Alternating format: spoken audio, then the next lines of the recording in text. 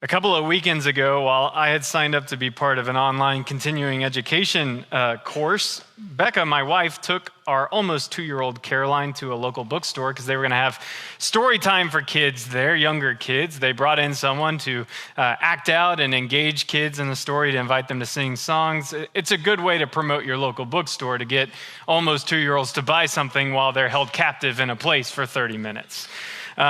Because she's not quite 2, her attention span is even smaller than that, and pretty quickly she got bored with the storyteller and her shtick.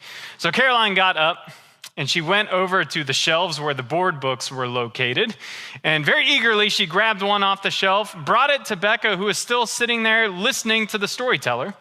And Caroline, my almost 2-year-old, proceeded to ask my wife to read to her the following book on the screen.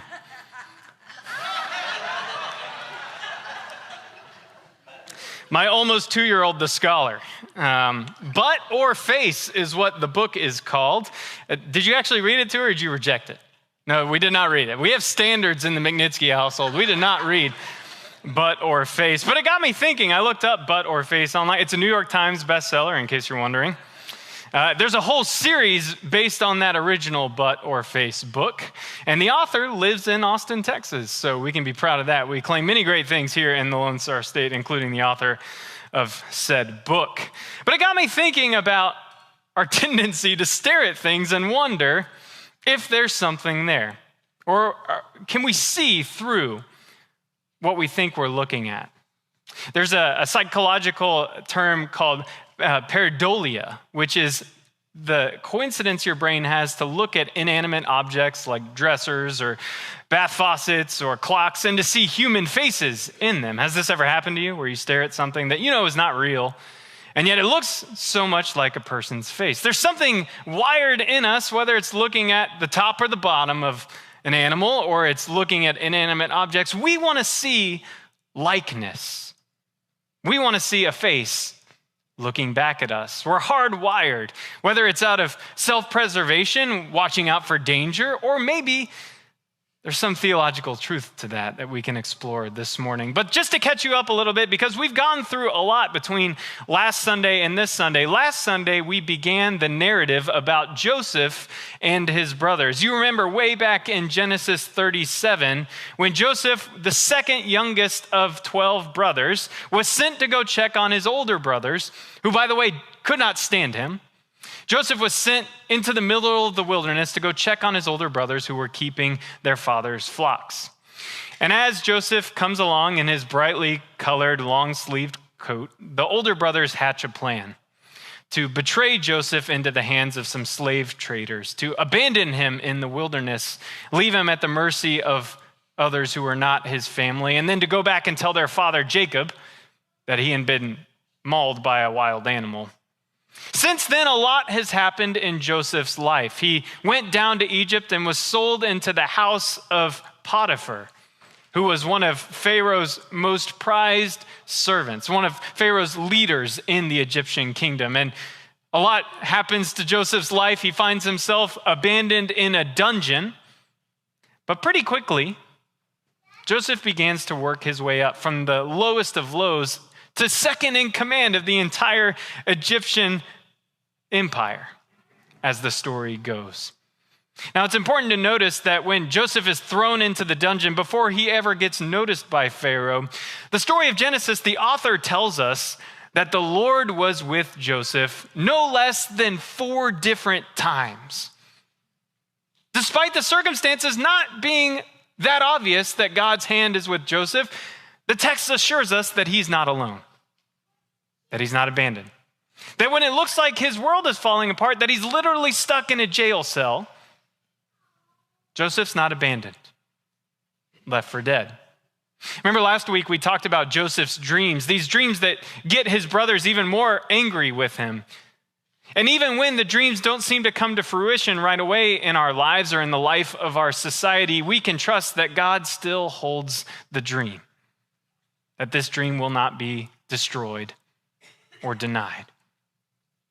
Well, we see these dreams become reality here by the time we get to Genesis 45. But even before our reading today, I want to tell you about one important verse that we hear about in this Joseph narrative. If you go back to Genesis chapter 42 and you read verse 8, it says, when Joseph's brothers come from Israel and they go down into Egypt searching for some food because there's a regional famine, they encounter Joseph, their long-lost brother, for the first time. It's been 20 years. And in Genesis 42, verse 8, the text says that Joseph recognized his brothers, but his brothers did not recognize Joseph. Now, on the surface, that seems pretty obvious, right? That it's been 20 years. Joseph was abandoned, left for dead. As far as his brothers could tell, they would never encounter him ever again. And all the while, Joseph has been raised in a different culture. He was a teenager when they sold him into slavery. Now he's a grown man. He speaks Egyptian. He wears Egyptian garb, married to Egyptian women, sitting on a throne. No wonder his brothers don't recognize him. But all the while, Joseph knows the band of men when they come into his presence. It seems pretty obvious what the text means, but I wonder if we slow down and we listen to those words, that Joseph recognized his brothers, but his brothers did not recognize him. I wonder if the story is trying to tell us something different. That beneath the behavior and the shared history, even the feelings that Joseph has toward his elder brothers, beneath all of that, Joseph recognizes who they really are. Nothing less than family. That they have an unbreakable bond, an inseparable connection that cannot be severed by anything the other side does. You see, it took 8 chapters and many years for Joseph to get there. He had a lot of growing up to do, being sold into slavery, then being abandoned into the dungeons, then making his way from the bottom to the top. He matured quite a bit, Joseph did. No longer is he the bratty, narcissist kid going around telling his brothers and his parents that they're going to bow down to him one day. Instead, he's had some maturity. He's grown down into a childlike humility and wonder. And now he has eyes to see what the relationship really is. Jonathan Sacks, a rabbi I've been learning from all this while we've been journeying in Genesis, Rabbi Sacks has this great quote where he says, "The great truth about our lives is that we can only live them forward, but we can only understand them looking backward." That we can go through things, we can have things happen to us, circumstances befall us, whether the consequences of our own decisions or something that has happened to us, not because we wanted it, but because others forced it on us. We can have things happen. We can be in the middle of a story and not understand the plot at all. We can be overwhelmed, dismayed, dashed of hope, afraid. But it's only looking back that we can truly see. You see, things happen to us in this life, things that we don't get to control. And yet what we do get to control is how we make sense of them, how we're going to talk about them when they are indeed our past. When we are somewhere down the timeline, somewhere further ahead, and we can look backward and say, that's why that happened, because it got me here today. We have to live life forward, but we can only understand it looking backward. Joseph, in this moment today, from the text that Janet read, has made sense of what has happened in his life. That even though his brothers betrayed him, mistreated him, left him for dead, Joseph realized that God had not abandoned him, that he was not alone, that the dream was not over and gone. But instead, God was working in a way he could not see until all had come to pass.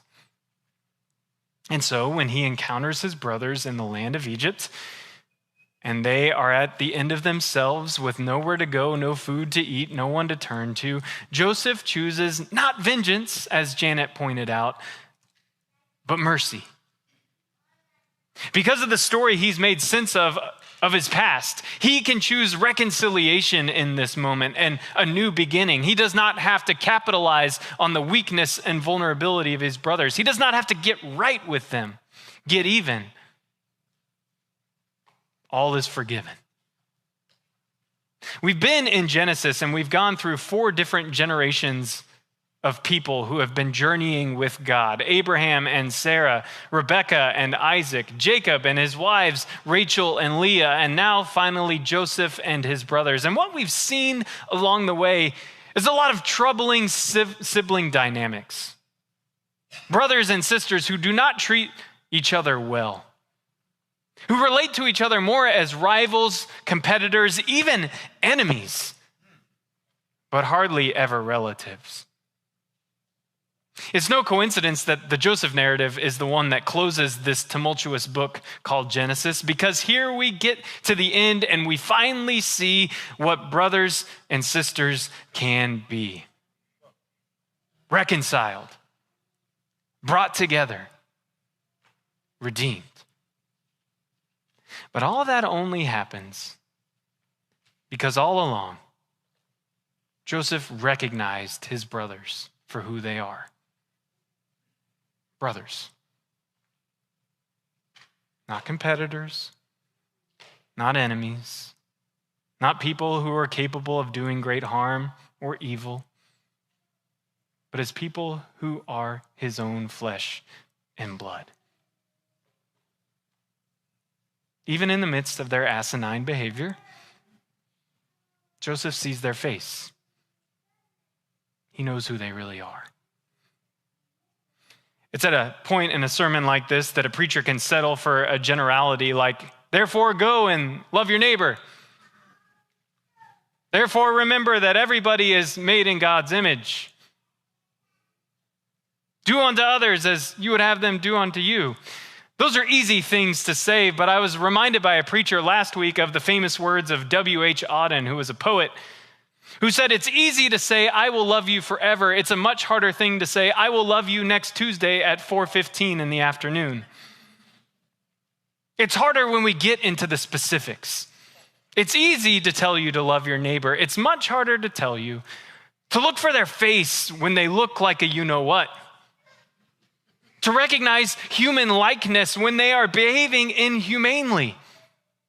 And not just a vague they, but your literal neighbor. Your own brother. A schoolmate. A coworker. Maybe even yourself. We're going back to school. We're getting back into routines. We are coming back to reality. And I think it's important for us to hear the story of Joseph once again, to remember that people don't make us react a certain way. We have control over the way we can respond to someone when they say something or do something that makes us feel less than human. We can even be betrayed, abandoned, left for dead. And yet the story invites us to see that there's always another way.